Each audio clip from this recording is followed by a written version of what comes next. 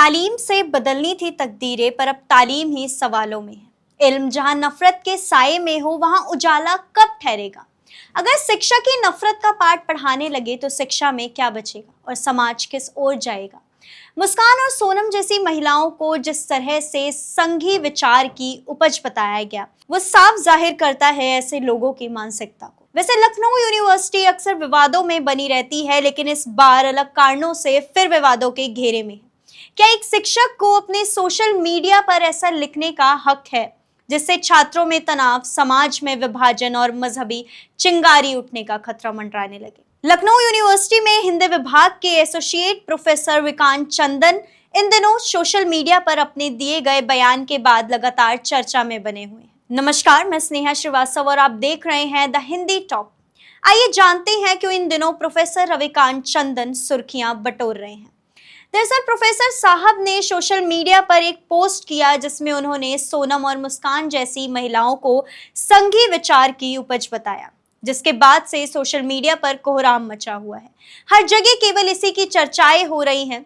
उत्तर प्रदेश के मेरठ में घटित नीला ड्रम कांड, जहां मुस्कान नाम की एक महिला ने प्रेमी के साथ मिलकर अपने ही पति को नीले ड्रम में सीमेंट के साथ चुनवा दिया।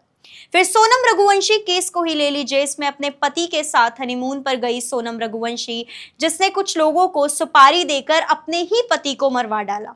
कुछ दिनों में ऐसे कई और मामले हमारे सामने आ रहे हैं। खैर, इस कांड में जिसने जो खोया वो संवेदनाओं का विषय जरूर है, लेकिन दूसरी तरफ पूरा का पूरा मर्द समाज सहम सा गया है। मुस्कान और सोनम रघुवंशी जैसी महिलाओं को संघ विचार की उपज बताते हुए उन्होंने आरएसएस पर भी निशाना साधा और कहा कि संघ की प्रयोगशाला में बेटियों को नफरत सिखाई जा रही है। इतना ही नहीं, उन्होंने इस विचारधारा को गुजरात और दिल्ली दंगों से भी जोड़ा और साफ शब्दों में लिखा कि इस नफरत की मानसिकता के लिए राम, रामायण और स्वयं आरएसएस जिम्मेदार है। प्रोफेसर रविकांत चंदन के इस बयान से भड़के छात्रों ने जमकर विरोध प्रदर्शन किया और कुछ युवा नेताओं ने धरना भी दिया। इसके बाद रविकांत चंदन के खिलाफ हसनगंज के थाने में शिकायत भी की गई। हालांकि केस अभी तक दर्ज नहीं किया गया है। विद्यार्थियों का कहना है कि एक शिक्षक ऐसे खुलेआम धर्म और समाज के खिलाफ जहर नहीं उगल सकता। लखनऊ यूनिवर्सिटी के पूर्व छात्र कार्तिक पांड्या ने शिकायत की और उस पोस्ट में उन्होंने कहा कि ये केवल मानहानि नहीं है, बल्कि ये सांप्रदायिक सद्भाव और लोकतांत्रिक प्रक्रिया के खिलाफ नफरत फैलाने वाला है। ये पहली बार नहीं है जब प्रोफेसर रविकांत सुर्खियों में आए हैं। इससे पहले वे 2022 में वाराणसी के काशी विश्वनाथ ज्ञानव्यापी विवाद पर भी उन्होंने विवादास्पद टिप्पणी की थी। वहीं 18 मई 2022 को कुछ छात्रों ने उनके साथ मारपीट भी की। इसके बाद छात्रों को यूनिवर्सिटी से निकाल दिया गया था। अब सवाल ये उठता है कि क्या ये वाकई अभिव्यक्ति की आजादी है? क्या एक शिक्षक को इस तरह खुलेआम धर्म और समाज पर टिप्पणी करने का अधिकार है? विचारों का संघर्ष जरूरी है, पर मर्यादा के भीतर। अक्सर जब शब्द शस्त्र बन जाएं तो जख्म होना लाजमी है।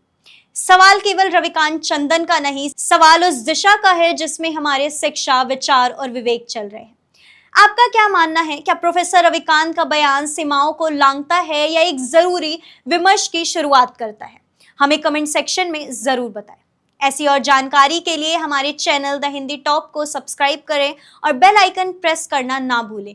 साथ ही हमें एक्स, फेसबुक और इंस्टाग्राम पर भी फॉलो करें।